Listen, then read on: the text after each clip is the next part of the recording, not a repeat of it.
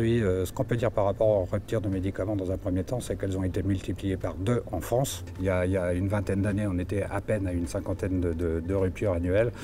2018, on finit quand même l'année avec 540 ruptures de médicaments, avec tous les soucis et les incidences que ça peut avoir chez les patients qui, pour certains, ont des pathologies quand même très importantes et pour lesquelles le médicament est indispensable. 2 facteurs essentiels à ces ruptures de médicaments. Le premier étant la rationalisation, c'est comme ça que ça s'appelle, de l'outil de production en France, en Europe, mais aussi partout dans le monde. Aujourd'hui, il n'est pas rare de se retrouver avec un seul site industriel, ou 2 ou 3 en fonction des volumes, mais guère plus, qui fabrique un seul et même médicament. Bien évidemment, dès qu'il y a une défaillance sur ces outils industriels, de par les investissements ou quelle que soit la difficulté, bien évidemment, c'est l'alimentation des pharmacies, des centres de distribution qui s'en ressent. Voilà.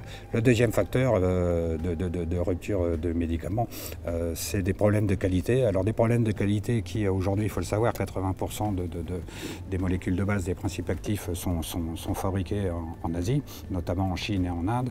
Et aujourd'hui, force est de constater que souvent, il y a des défaillances de qualité. Défaillances de qualité qui sont liées aussi, alors c'est chez nous comme ailleurs, au problème qui est posé de par justement cette casse industrielle qu'on peut voir dans notre pays et dans d'autres, la disparition de savoir et de savoir-faire qui nous sont nécessaires et indispensables. La sous-traitance, à qui il ne faut pas jeter la pierre, mais qui en est néanmoins une réalité. Les grands groupes se séparant de leur site industriel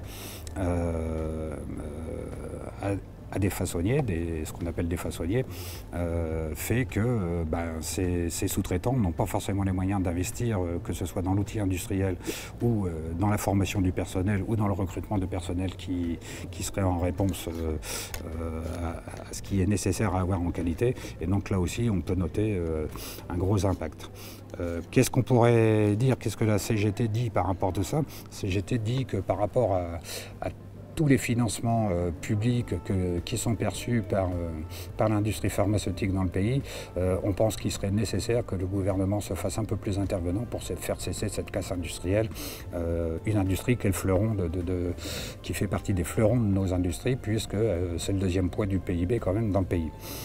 Donc voilà, par rapport à ça, ne plus attribuer crédit impôt compétitivité emploi, et tout comme le crédit impôt recherche, qui nous coûte une fortune, ce qui n'empêche pas les entreprises de continuer à licencier, y compris dans la recherche. On le voit là actuellement avec Sanofi qui vient d'annoncer un plan de suppression d'emploi de 400 salariés dans la recherche, des pans essentiels de recherche en plus, cardiologie notamment. Alors que dans le même temps, ils touchent entre 100 et 130 millions d'euros de crédit impôt recherche à l'année. Qu'est-ce qu'on dit nous? C'est que toutes ces aides qui doivent être apportées, déjà qu'on ne les apporte plus à des grands laboratoires qui comptent leurs profits en milliards, mais qu'on les apporte à des industries qui acceptent de développer l'outil industriel et l'emploi, et pourquoi pas?